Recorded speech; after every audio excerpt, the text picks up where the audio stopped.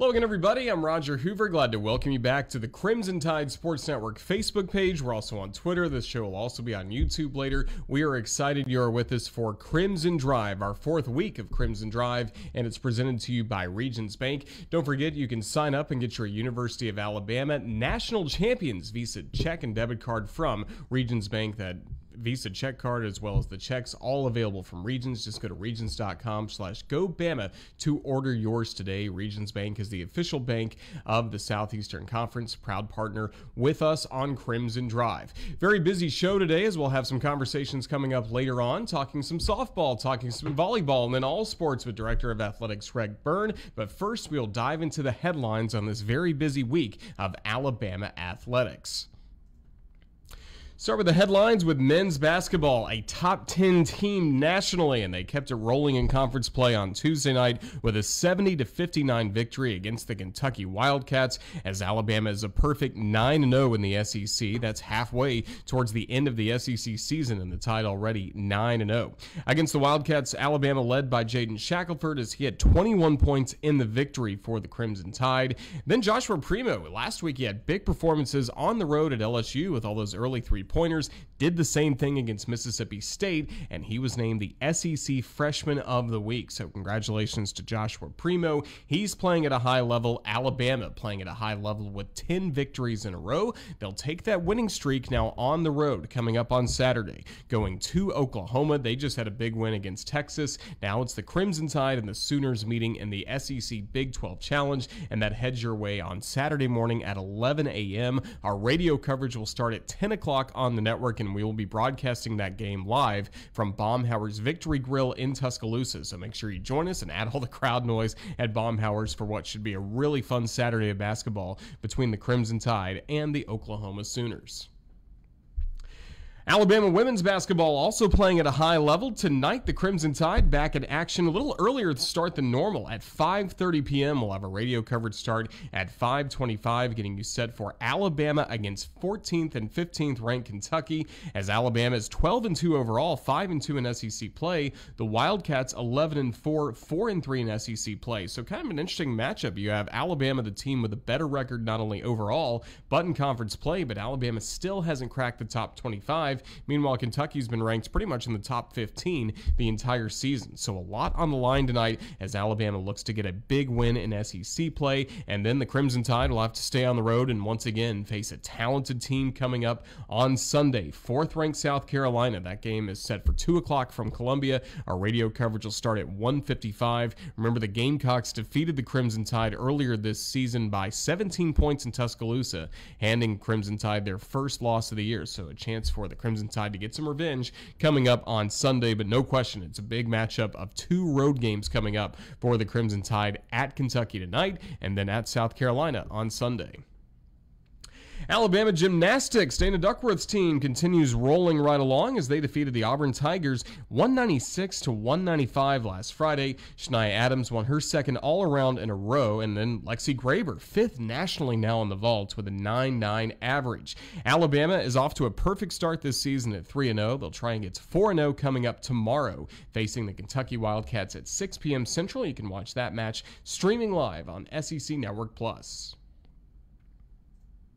We're another week closer to Alabama baseball getting started, and earlier in the week got some very good news that the Crimson Tide are a top 25 team heading into the year, ranked exactly number 25 in the Baseball America preseason poll, part of, I believe, 9 SEC teams that are in the preseason poll in the top 25. Just this is going to be a tremendous year ahead for Alabama baseball coming up at Sewell Thomas Stadium. They will have their first full team practice coming up tomorrow, as we heard from Coach Bohannon last week on Crimson Drive. There have been some individual workouts, but first full team practice is coming up tomorrow at the Joe, and then season starts February 19th at Sewell Thomas Stadium against McNeese State.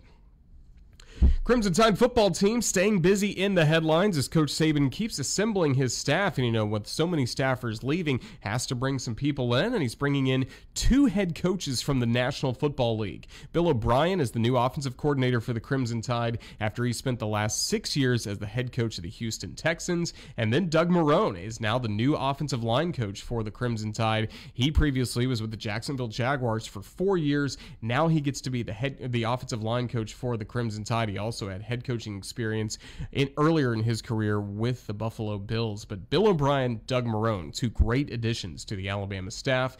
And football players have a busy weekend coming up. Alabama's seniors at the Senior Bowl coming up on 1:30 Saturday in Mobile at Hancock Whitney Stadium. You can watch that on the NFL Network. Mac Jones has had a really good week of practice already. Expect a big performance by him. Also looking forward to seeing Najee Harris, Alex Leatherwood, Deontay Brown, Devontae Smith, Landon Dickerson are there. Won't be participating due to injuries, but great opportunity for those guys to continue boosting up their draft stock and getting ready for the draft. Speaking of football, the schedule has been announced for this fall. The 2021 schedule was announced yesterday. Season will start against the Miami Hurricanes in Atlanta at Mercedes-Benz Stadium on September 4th, and the Crimson Tide will get to enjoy a lot of time here at home at Bryant-Denny Stadium, and included the matchups coming up in the SEC. Ole Miss, Tennessee, LSU, all really great matchups again here in Tuscaloosa. And then the Iron Bowl is coming up at Auburn the Saturday after Thanksgiving. So some really great matchups are ahead. The full schedule is available on RolledTide.com. Of course, we're getting ready for Alabama football in the fall, but right now the volleyball team is in the final preparations for this weekend as they will resume their season. We got to see Alabama volleyball play in the fall. Really didn't know what the winter or spring would look like for volleyball, but the SEC has announced more matches in conference play, and for the Crimson Tide, it's the South Carolina Gamecocks coming to town this weekend. Tomorrow, it'll be Alabama against South Carolina at noon on ESPNU, and then Saturday at 2 p.m. on SEC Network Plus as Lindsey Devine's team 2-6 in the fall, now getting ready for the winter and spring competitions. And coming up in a few moments, we will hear from the head coach of the Crimson Tide, Lindsey Devine. We'll also hear from Patrick Murphy, the Alabama softball team, ranked number 8 in the preseason Division I coaches poll. Their season will start in just 2 weeks, February 12th in Austin, Texas, and then in 3 weeks, they'll be at home to welcome in Liberty, a very busy first weekend of action for the Crimson Tide, starting on February 19th at Rhodes Stadium. And speaking of Rhodes Stadium, don't forget, later in the year, Alabama will host the SEC tournament from May 12th to the 15th. Well, coming up on the show today on Crimson Drive, first we'll have an interview with Patrick Murphy as he talks about what the preparation has been like for the softball team. Now that we're just 2 weeks away from their season starting. Also, Lindsey Devine previews not only the matchups coming up this weekend for the Crimson Tide in volleyball against South Carolina, but what's ahead later in the spring. And then Greg Byrne kind of gives us a status report on Alabama athletics. We always have a monthly interview with Greg on the Crimson Tide Sports Network over a variety of topics, and in this conversation we talk a lot about the Alabama football team winning its 18th national championship.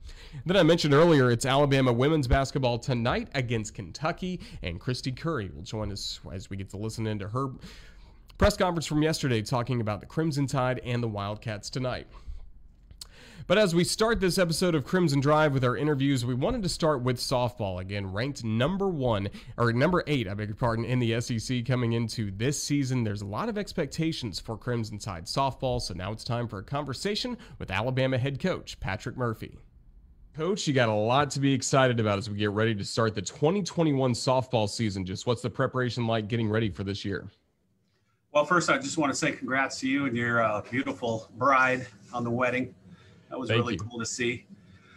It's been, like today, which is, what is this, Wednesday or Tuesday? Shoot, they all run together. I think we've talked about that this fall or this summer, and it seems like when we talked, it was a hey coach, I believe, this fall. That seems like it was 5 years ago. Mm-hmm. But today we'll have everybody on the team healthy, at practice, good to go. So that's exciting. We had a couple in COVID isolation. But everybody's back. And today, all our tests were negative, so that's a good thing. We've had some really, really good, energetic, fun practices, getting a lot done. One of our themes is TOT, which stands for time on task. And, we only had 21 days of practice before we play at the University of Texas. So every day needed to be, organized, energetic, and everything with intent, a swing, a pitch, a ground ball, and you couldn't just go through the motions. So I've been really proud of them. You have so many returning faces from last year, and then a lot of players who have played a lot of softball for you, especially the super seniors. Just how are they starting to lead this team, especially some of the newcomers?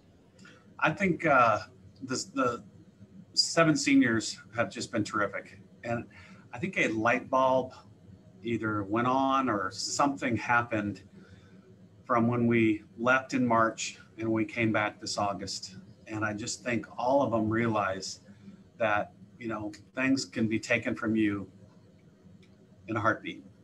And I really, really think they're going to take advantage of every opportunity, every moment, every practice, every weight room session. So it was maybe a little bit of a jolt in a good way, but I think they're just doing a great job. We had a alum speak to the team last week, and Jaden Spencer was the national champion for us, 2012 to 2015. Just a great young lady.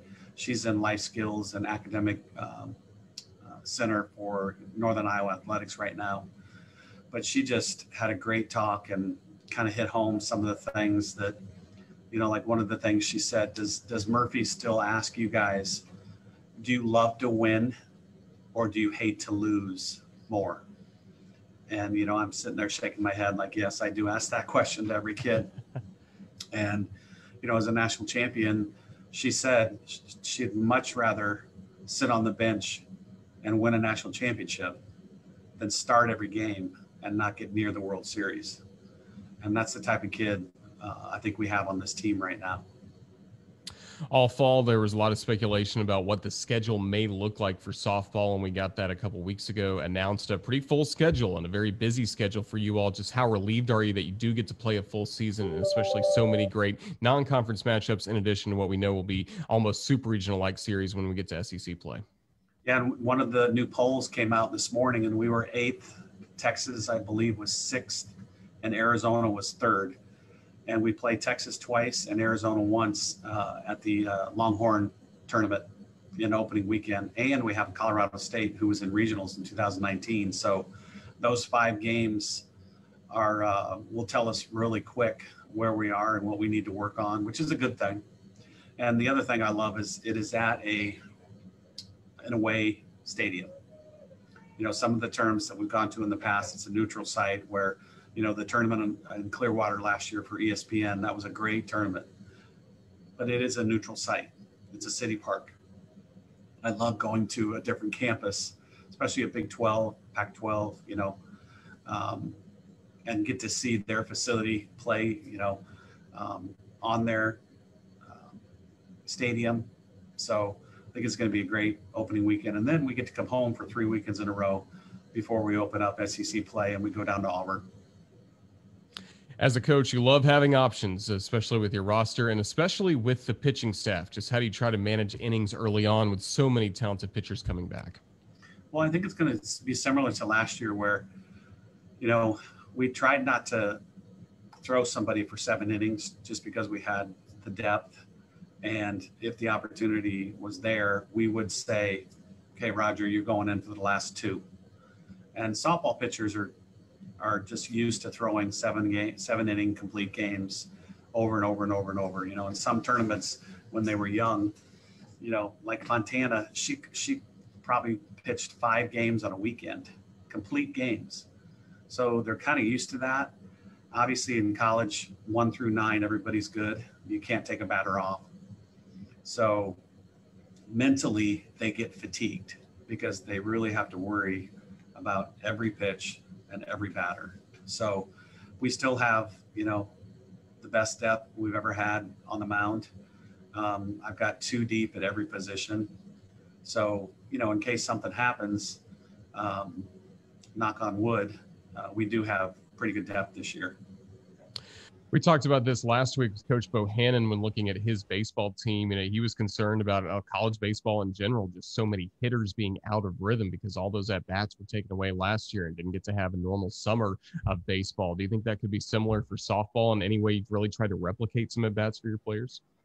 Well, this fall, we didn't get to play fall ball. We usually play 8 games against JUCO Division II, anybody that we can find to come to Tuscaloosa.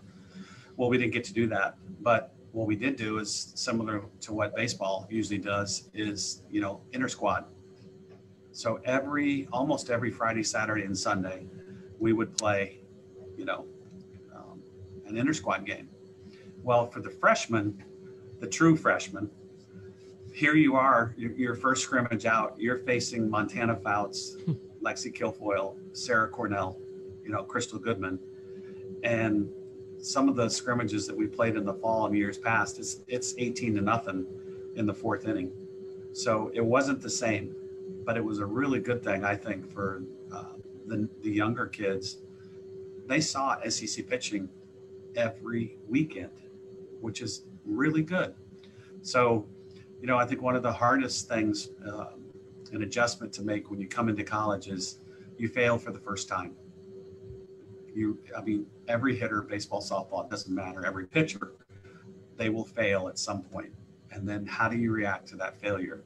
So a couple of our true freshmen kind of got knocked down a little bit this fall, but we had a kind of a mini scrimmage the other day, and I was really, really proud of the hitters, because usually the first scrimmage or two, the pitchers are way ahead.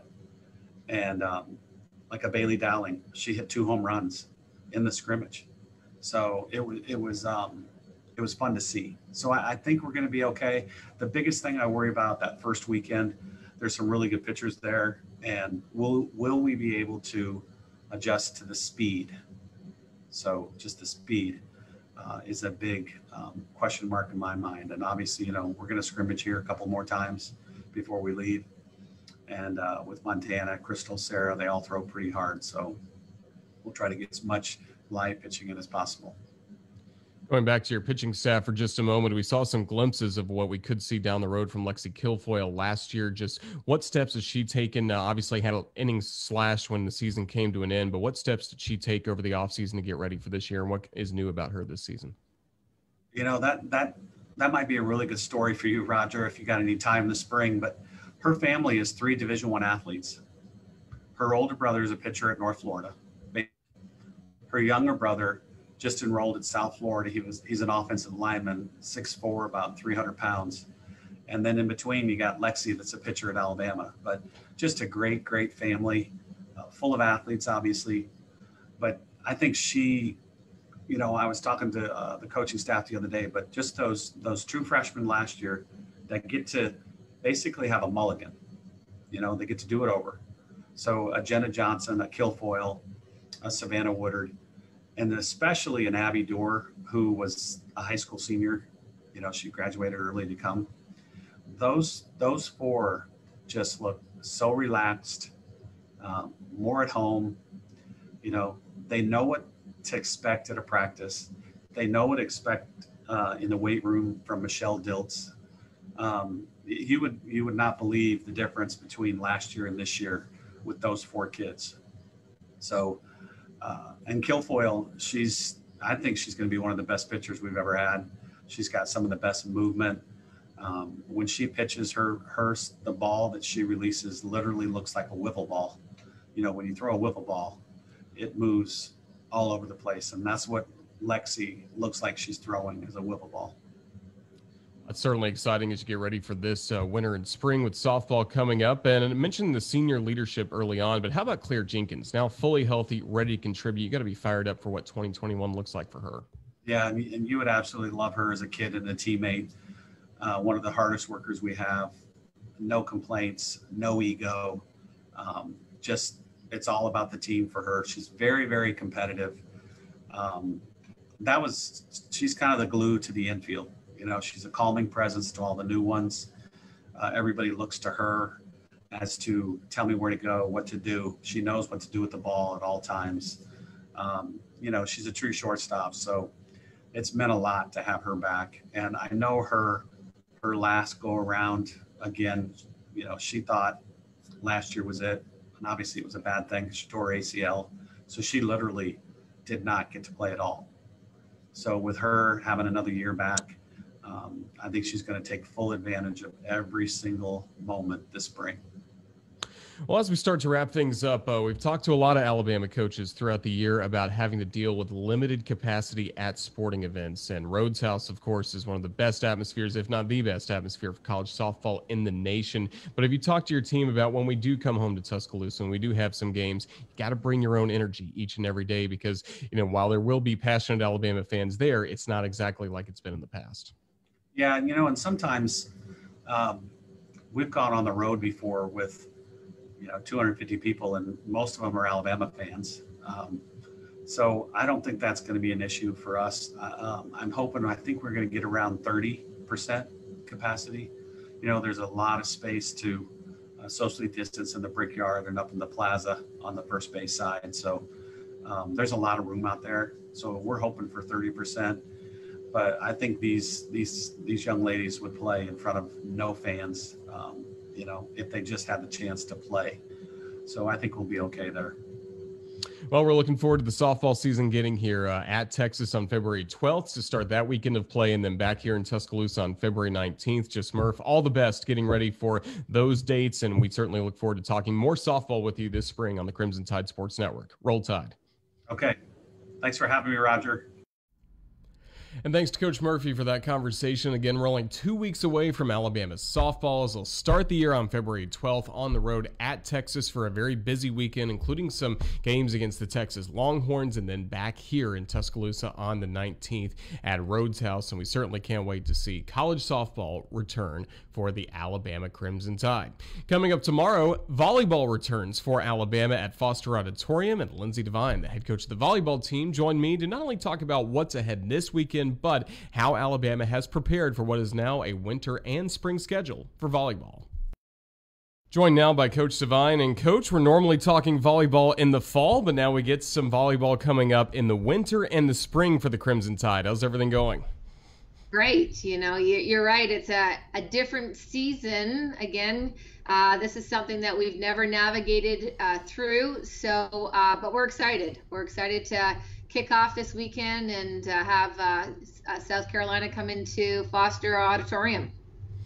And what was your reaction when you heard that there would be some spring matches? Obviously, you knew what it could be in the fall, but now you've got the teams on the schedule starting with South Carolina.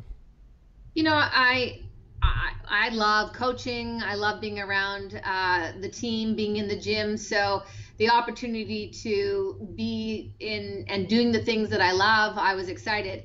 The challenges that were kind of going through my head were, managing our athletes, both from a mental perspective, but also from a physical perspective, because usually the spring is a time when you are working out the things that you've identified in the fall. And so trying to keep them hungry, keep them going from the fall into the spring, and just making sure that we manage their bodies, because it's a tough grind going and playing. Almost, it's going to turn into, 7-8 months.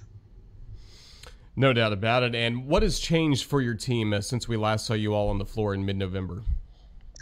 Well, we're still the expectations of what's important to our team and our culture are still in place.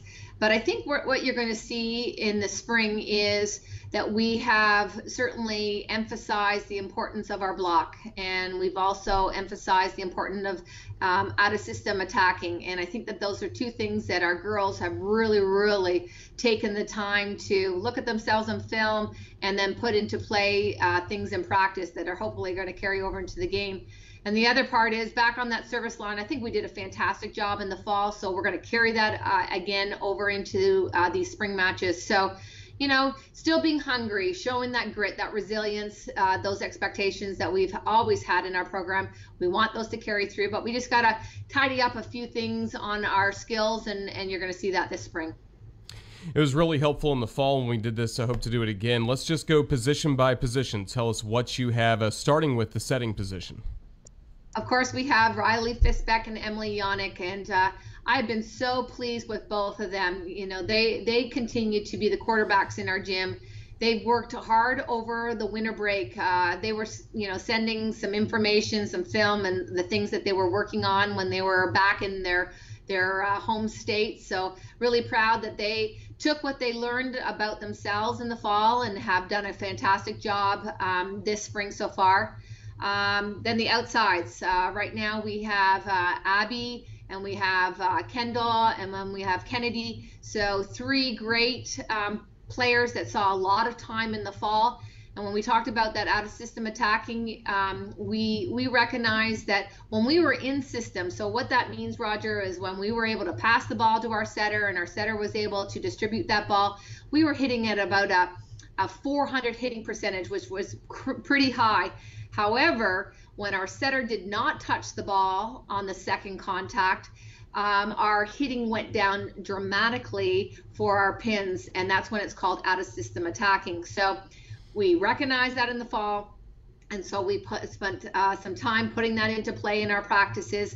And so what we've seen in our scrimmages, our pins, the 3 ladies I mentioned, have done a great job of applying the things that are important to being great at out of system attacking. And then of course you have Leo in the middle, along with Ali and Chase. And again, you know, they're understanding how important the blocking is. Right now in the fall, we finished off in the conference as number 13 out of 13 in our blocks. So we had to go kind of back to the small details when it came to blocking, and our middles are so important to that scheme for our block. So again, the hard work that they're putting in here in the spring has played off into our scrimmages. So I'm excited to see how they're going to do that come this upcoming weekend. And then we still have some great people that are those littles that run around and they pass the ball so well for us to keep us in system. And then the defense from you know, Madeline and Ashley Shook, and Katie Shook and Taylor Drapp and Vic Schmer. And I feel like I'm missing somebody, but you know, all those 4 have really again just kind of stepped up a level as to what they know is important for our success. And I believe that they've grown in their mental approach of, you know, I'm going to do whatever I can to keep that ball alive for us. So some good things, really good things. And getting to play in the winter and the spring, how helpful is it for the freshmen who in the fall were just getting used to college volleyball and then would have a long time without a competitive match against another team? How helpful will these matches be to them? Well, you know, it's a different year. We know that we're still, oh my gosh, we're still trying to work towards getting better, and what they learned about themselves as players and individuals in the fall, I think it just from those experiences, from those, you know, those growing moments, the highs and the lows, they're going to be able to come in here into the spring and go, okay, this was one version of me. I'm going to be a different version of myself. I feel more confident. I understand what the system is here at Alabama. I know what's expected of me. I know what my role is. So I believe that all the things that they did in the fall are going to help them grow and push them to a point this spring, which is going to be better for them and it's going to be better for our team. Well, and it starts this weekend again with the South Carolina Gamecocks coming to Tuscaloosa. Matches on Friday and Saturday as well. Just what can you tell us about South Carolina? Very successful team. You know, they came off, I believe their last win in the fall season was they beat Florida. So very exciting for them. And again, that's exciting for our conference. You know, Florida's always been at the top of the conference, and so to have that opportunity for them to get a win was I get, you know, again, successful for our conference. They have a standout middle. Her name is oh my gosh, my mind is Michaela Robinson. She's really aggressive, and they look to her a lot in a lot of their offensive patterns. Right now they have another middle that is leading the conference. Ellie Rubrich is leading the conference in blocks. And then another person to kind of highlight for them would be Riley Whiteside, a freshman outside who just plays fearless. And so we want to make ourselves aware of those 3 players, but as it's always been, you know, we can do all these scouting reports and we understand what those players do, but when the ball crosses our side of the net, Roger, we got to take care of it. Certainly do. And again, it starts this weekend against South Carolina as the Crimson Tide not only have South Carolina at home, you have a couple of road trips at Ole Miss, at Arkansas before Mississippi State comes to town in late February. And Coach, as we wrap things up, is there any word on what a postseason might look like for volleyball, whether it's in the SEC or the NCAA level? You're going to see a lot of games. We got to be flexible with how we approach it. But here at Alabama, with the protocols for COVID, our girls have really, they understand that they want to play volleyball. They wanted to play this spring, and so they're doing whatever they can to make sure that they are safe and making our team safe. So we're just looking forward to playing some great volleyball, representing our university, and doing our best to get better. So it's a different spring for us, but one that's going to still be exciting. Well, Coach, we can't wait. Again, hopefully fans will be able to watch coming up this weekend inside Foster Auditorium, the Crimson Tide and the Gamecocks. Best of luck and Roll Tide. Thank you for your time. Thanks, Roger. Roll Tide. Thanks to Coach Devine for joining us. Again, Alabama against South Carolina in volleyball coming up tomorrow at noon, and then on Saturday at 2 p.m. Certainly the best of luck to Coach Devine and the Crimson Tide as they resume the volleyball season. Just one of the sports that's expected to have a great 2021 and already success, not only for the football team with the national championship. You look at what men's and women's basketball are doing, gymnastics. We're all excited for baseball, softball. A lot of reasons to be excited around Alabama athletics, so it's a very good time to be the director of athletics for the University of Alabama, Greg Byrne, and he joined me earlier in the week at our monthly conversation. Greg, it's great to see you. Roll Tide, and as I see that poster behind you, I can point to almost every sport that's back there, point to wins in 2021. Everything's going well to start the new year, Greg. Yeah, we've been real fortunate, Roger. Actually, I just got a new Built by Bama poster a few weeks ago, and this one is the second one I've had since been so fortunate to come to Alabama. And I work with Kent Gidley, who handles all of our photography for us, and I picked out each individual student athlete for all 21 of our sports. So it was fun to do that and go watch them compete again. Obviously in the fall, and now we're in the winter sports, and a lot of our teams are having success. And it's one of my sayings I've always believed in, and lightheartedly, but it's true. We're all smarter and better looking when we win, and I need all the help I can get with both those two things. So we're certainly pleased with the great efforts that our student athletes are putting in across the board, and then at the same time too, the hard work that our coaches and staff put in to make all of this possible this year under very challenging times, but certainly pleased to see where we are. The last time we had this monthly conversation was the week of the SEC championship game in football. Obviously, we saw Alabama defeat Florida, and then the great success in the postseason with the wins against Notre Dame, and then Ohio State for the national championship. Just from your perspective, what can you tell us about how the college football playoff was executed and planned from behind the scenes, and then what you were able to see both in Dallas for the Rose Bowl game, which was unique in its own, and then in Miami? Yeah, obviously playing the Rose Bowl in Dallas was unique. I think it's only the second time in its history that it wasn't played in Pasadena. And I've been to the game itself in Pasadena many times, and it was unique seeing the Rose Bowl logos all over AT&T Stadium in Dallas. But Bill Hancock and his team from the CFP did a great job, as always, in putting this together. The College Football Playoff Committee and management committee did a wonderful job of really, it was fluid the entire time, as you can imagine. But just as importantly as there, our Coach Saban and our football staff, our kids on our team continued to buy into the process and move through this. And Coach talked all the time, whoever handled disruptions the best this season was going to put them in the best possible position for success. And our team did that. And we had wonderful support from Greg Sankey in the SEC office, and Dr. Bell, our president, and our university and system, everybody, trustees, all working together to move the thing forward.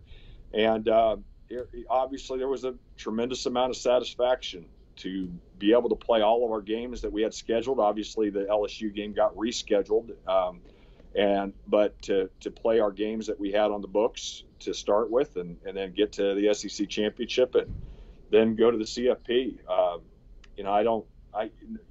Winning and having success certainly never gets old by any stretch, but I think in years down the road, when we look back at what happened this year, you know, it was great. Kudos to everybody involved to make this all happen. And really, really glad that we were able to move forward. And under the times that we as a department have tried to say, respect the virus, respect one another, and move forward as safely as possible. And that's what we did. And here we sit here today, and the virus is still here, but we do see some light out there with the vaccinations taking place. And you know, we're paying attention to what the medical experts say as we start to look at our spring sports, and we look to next fall too. We're certainly not out of the woods, but we're making some progress, and we certainly hope that can continue. And the Crimson Tide winning the national championship, the 18th in school history, 6th in the Saban era. That's the goal, winning a national championship and a team honor. But in terms of individual honors, we saw so many individual awards for Crimson Tide players, and especially Devontae Smith winning the Heisman Trophy. Just how special was it to be at a Heisman ceremony on campus at Alabama with 2 finalists representing the Crimson Tide? Well, first of all, it was a very last time, you know, I was over at the men's basketball game against Florida. I went and grabbed Dr. Bell. I said, hey, let's walk over to the Heisman presentation. And really it was Dr. Bell, myself, Coach Saban, just a handful of other people that were in the room. And Smitty and Mac both. I mean, and Najee was a finalist too. I mean, he was one of the final 5, I think, is where he ended up in the vote count. I mean, that's unbelievable. And we all need to take a step back and say, what an incredible accomplishment by those 3 individuals, but by our team to put them in that position, and to the University of Alabama to have that type of place that people want to be a part of.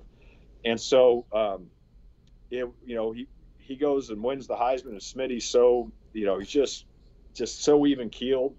And Josh Maxson in the back of the room said, "Smile, Smitty," and he put out a big smile, and it was great to see. And you know, and his work ethic and his just overall focus and being able to become who he has is remarkable. And he's a great role model for all of us.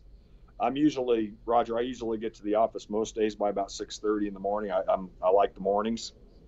And the next morning, he beat me to the office after winning the Heisman Trophy. He was down getting treatment in the training room on his, you know, bumps and bruises that he would have at that time of the year. How about that? You win the Heisman Trophy and you're back early the next day putting in work. And that's what made him to be as great as he is. And so I'm excited for his future and what that means for him personally, his family. And then obviously that's wonderful for our program too, to be able to have, I think Desmond Howard was the last one, 91, if I'm not mistaken, or 92, where he won the Heisman at the receiver position. I think everybody else since then has pretty much been a quarterback or a running back, or when Woodson won it, I think, as a safety, didn't he? Yes, in 97. 97. So, I mean, it's really remarkable. And what a great young man and what a great role model for all of us. Really proud of him. Absolutely, and we're really not that far removed from Alabama winning the national championship, so I realize this may be a tough question, but just when you look at all the challenges that they had to overcome and then how well they played throughout the year, is this one of the favorite teams you've ever been around in your career? Yeah.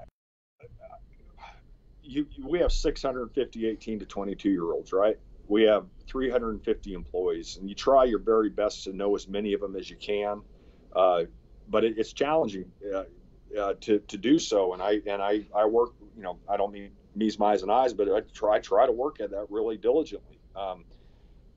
But been around a lot of teams for a lot of years.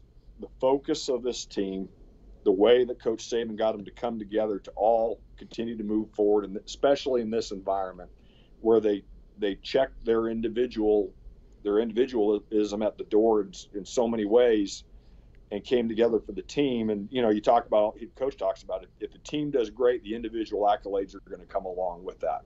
Okay. That's happening. You saw the individual awards and the college football awards this year, where guys are going to be hopefully potentially taken in the draft. Those signs look really positive. And so, yeah, it was a wonderful group of young men. And with COVID, with the social unrest in the country, everything going on, they all came together collectively and worked together, and you were unified together, and that was really special to see, and played just a tiny, tiny role in it. Well, and fans right now are really getting behind this Alabama men's basketball team, especially leading the SEC. They've had a fun start to conference play, beating rivals in their gyms, coming home to Coleman, having great success as well. Just what have you seen, first of all, from the men's basketball team? Well, they brought into the process too what Nate and his staff have put together as far as what they want from the culture within the program, and guys getting in the gym on their own. I was actually over at our women's game yesterday when we played and beat Auburn, which the women are doing really well too, which is great to see. And during halftime, I actually went to the practice gym and shot free throws with the guys a little bit. I can still keep up with them if it's only shooting free throws. I'm okay. If anything else, I'm in big trouble. But seeing guys get in extra work afterwards, you can't require them to do that. They have to do that on their own and see that type of work ethic taking place. The senior leadership we have with Herb and with JP and trying to think with Alex, guys we got that are providing a lot of leadership. That makes a difference. And I want to credit, Herb just, he lays it all out there every single game, and he can play all 5 spots and guard all 5 spots. And he's just, what a truly great experience it is to get to watch him play for our university. JP, the way he has stepped up and really has shown a lot of leadership, and really proud of his efforts. Alex on the same way, but then you see the young guys too, and you see Quinterly come in and have some, make an incredible impact, and each guy's doing their things. I told Alex after the game on Saturday, I said, you really played hard inside. You battled inside and really showed a lot of toughness. That makes a difference. And sometimes, Nate does the Hard Hat Award, and sometimes it's guys that have scored a lot of points in the game that gets it.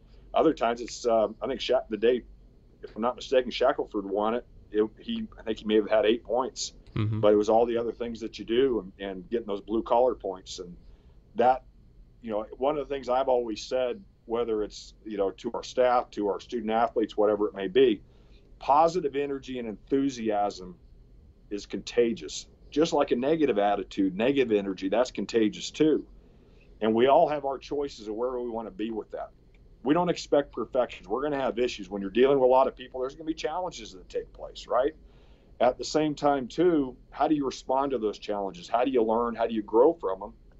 And then how do you create that positive energy? And I think there's a lot of that going on with a lot of our programs, including our men's basketball program, and certainly very excited to see us continue to make progress. Got a big game on Tuesday against Kentucky at home, and we need everybody who has tickets, and we know it's limited, and I wish it was more, but it is what it is for this year. We need to make sure you use your tickets, get people there, and be loud and be a part of it. And then obviously we go to Oklahoma on Saturday for the Big 12 Challenge. But very, very excited about what's taking place. I wish we could fill up Coleman right now because I know it'd be rocking. But the ones that we can have tickets to, and we're doing this as obviously with safety in mind, we need to have everybody there and use their tickets and have it be loud.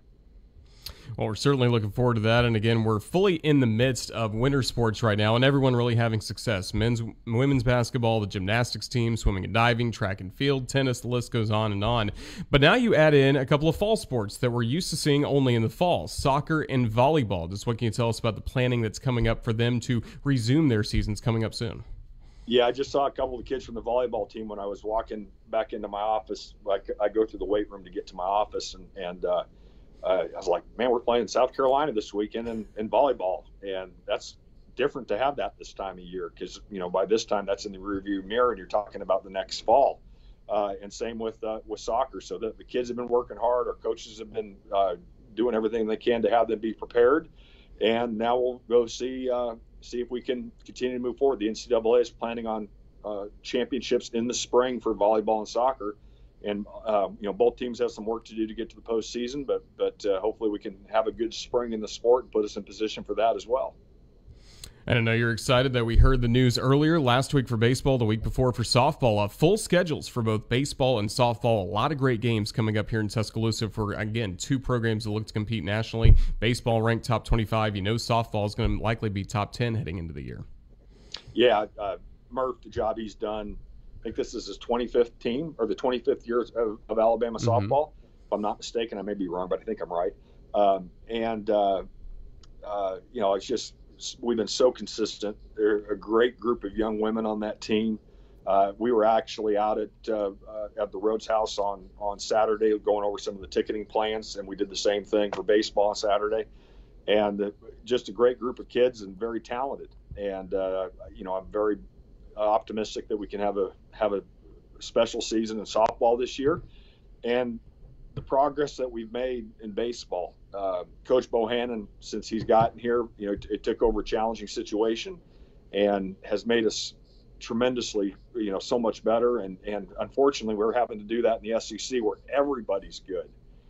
And so it's, I think, I don't know what exactly it is. I think 4 or 5 of the top 10 in the country are all in the SEC, and several of those are in the SEC West. So it's going to be a battle every single game that we have. But to be able to go play a full season, we are going to have people in attendance. Going to be limited just to get us through this year. But I think whether you're going to be at the games or you watch them on the SEC network, you're going to see a lot of good college baseball and softball this year, which is wonderful to see. And Roger, that's part of our overall plan, right? And to be honest, it's part of why I keep this picture right behind me. So I see this on a daily basis. We want every single one of our teams. We're Alabama. We're not going to apologize for wanting to be great in what we do. All right?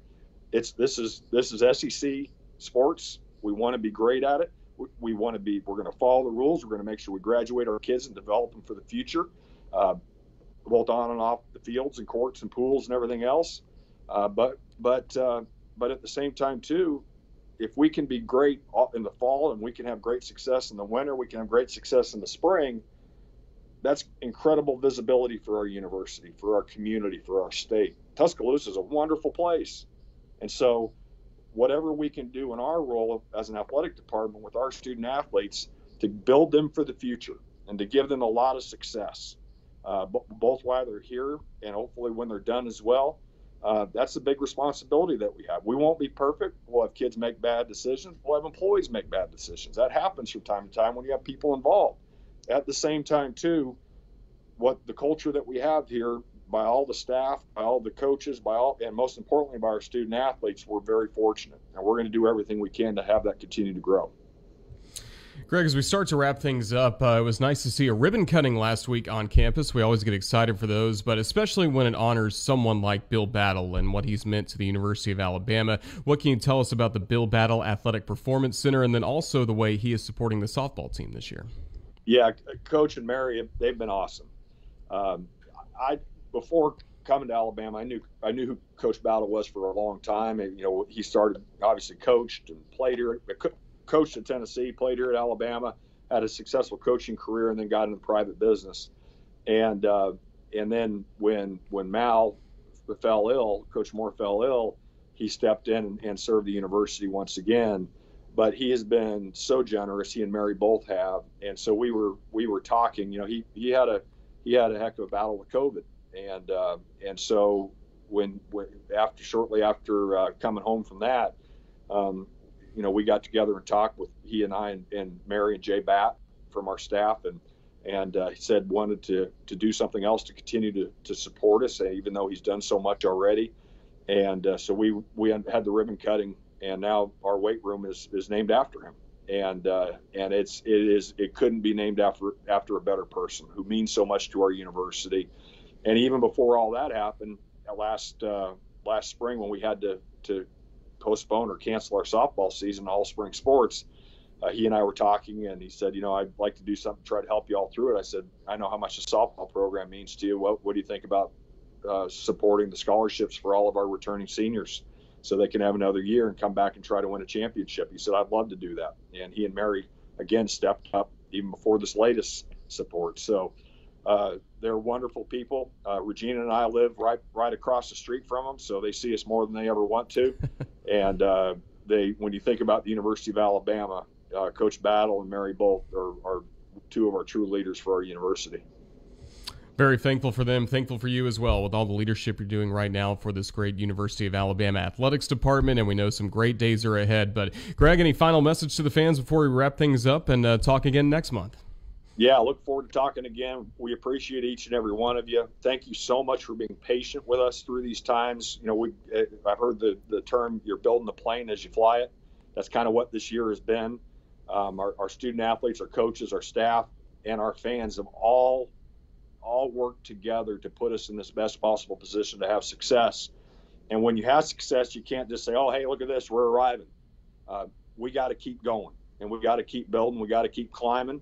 And we're all going to do it together. And each and every person is important to that. And we appreciate all of you very much. Roll Tide.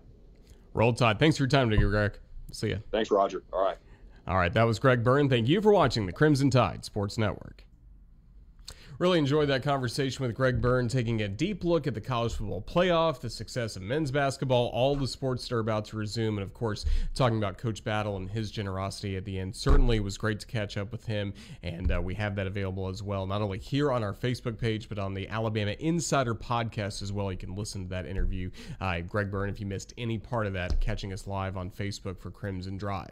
Well, and coming up in just a few hours, it's going to be Alabama women's basketball against the Kentucky Wildcats. We've been calling this Kentucky week around Alabama because you had the men's team playing Kentucky on Tuesday, getting a good win. Now the women's team faces the Wildcats tonight, and then tomorrow it'll be Alabama gymnastics at Kentucky. But next up, it's Alabama women's basketball, the Crimson Tide against the Kentucky Wildcats. And yesterday in Tuscaloosa, before she made the trip to the Bluegrass, it was head coach Christy Curry that met with the media over a Zoom call. So we'll let you watch that, kind of acting like our pregame show, getting you set to go for Alabama women's basketball tonight at Kentucky. Just had a really great day of practice yesterday in preparation for Kentucky. I'm excited for today. You know, we have some great opportunities ahead for us, and we certainly know that we're walking into a real motivated Kentucky team. You know, both of us have had some adversity lately, and I think it's all in your response. And we certainly have a challenge ahead, headed into Rupp tomorrow night. Michael, you can go ahead and get started. Hey, Christy. Just wanted to ask you about this season. What's been different about this year in your mind that's allowed you guys to sustain some success into the conference season? Well, you know, we return a lot of experience, and our kids really took from March to the 13th when our season abruptly ended, you know, and just stayed together. We're really fortunate to be able to work out, bring our returnees back in June with support of our great administration, and then in July we were able to bring everybody in. So, you know, we were fortunate because not everyone's been able to do that. Our kids have committed to staying within a bubble and staying safe and healthy for the majority, and we've just gone back to work since March the 13th. Did a lot of virtual teaching, spent a lot of time together online, and then when we could be in person, just the skill development. And this group is motivated. You know, they want to do something that hasn't been done here in 20 years. And our big three with Jordan and Araya and Jazz truly are really, really special kids who have committed to this program to do something, again, unique that hadn't been done in a while. James? Could you see that? Oh. Sorry, go ahead, Michael. What could you see that coming before the season? Is this a season you could see bubbling? Oh, I definitely think so. You know, when you win at Texas A&M and at Mississippi State last season, and you have the momentum that we had finishing the season and such improvement throughout the year, our kids just continued to get better and better and better. And, you know, when you return experience in this league, it really, really matters. And, you know, our kids, again, finished the season you know, with 8 wins in the league. That normally gets you in the NCAA tournament. Will we ever know that? No, but what we do know is what we can control, and that's the moment now. And we're trying to, our kids are really fascinated by the opportunity, and we're embracing that every day. Thank you. Okay, James, go ahead. Hey, Coach, you guys have run that kind of multiple defense. You switch back and forth a lot from zone to man. And how important is that going to be against a team like Kentucky who has such good guards in Howard and Patterson? Well, not only do they have really good guards, but, you know, they have 9 Power 5 starters on their roster, so all have started at one time or the other. Their depth is the deepest team in the league, the most talented as far as experience of starting at a Power 5. Multiple players, I mean, their starting lineup. besides Owens. They all shoot the three. And so changing our defenses and trying to create a little bit of an off balance.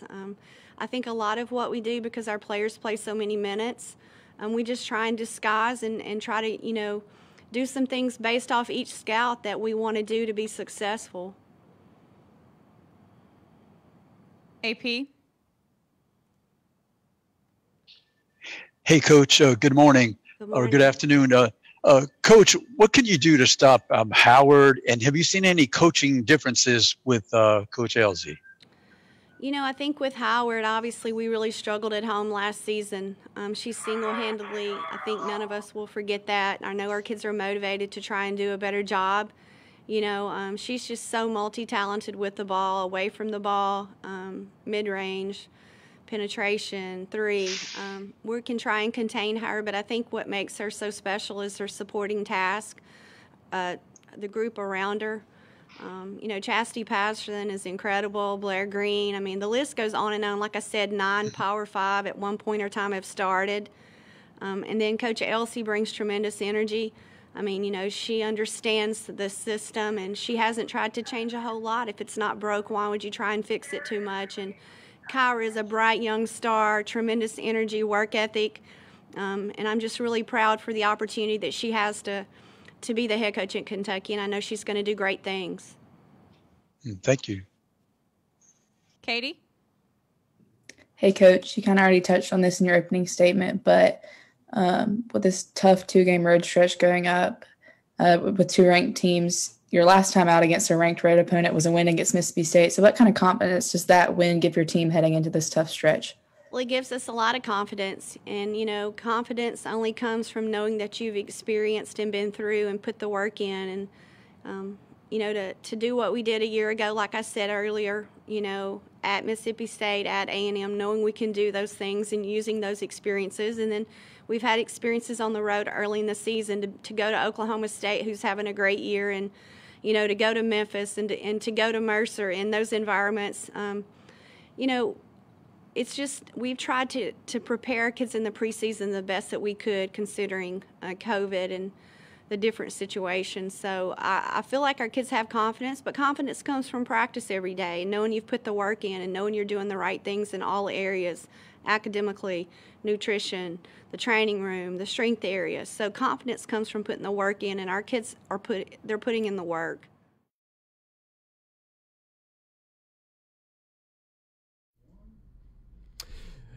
Enjoyed hearing from Coach Curry. Now that's what's ahead for the Crimson Tide tonight, women's basketball against Kentucky. And we'll go ahead and take a look at our weekend schedule, as we have a very busy weekend coming up for not only Alabama athletics, but here on the Crimson Tide Sports Network.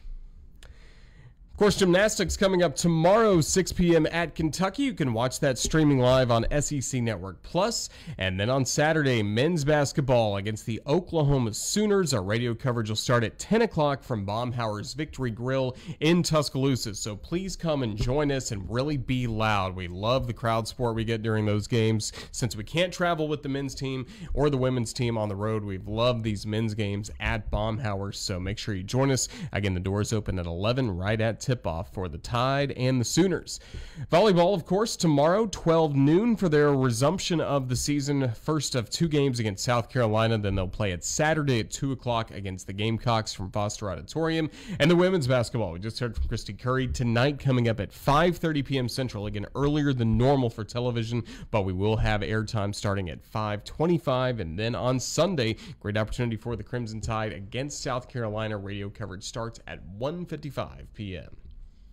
Well, a very busy edition of Crimson Drive presented by Regions Bank, and we certainly invite all of you to get your University of Alabama Visa check card, the national champion edition of the Visa check card, or the checks from Regions Bank, the official bank of the SEC. We thank them for the partnership to be able to bring you Crimson Drive every Thursday at 2 o'clock here on the CTSN Facebook page, and then it's all across all of our social media platforms as well. Look forward to another great edition coming up next week. Until then, stay tuned to the Crimson Tide Sports Network. We have a lot going on, but thank you for your support of the Crimson Tide. Roll Tide, everyone.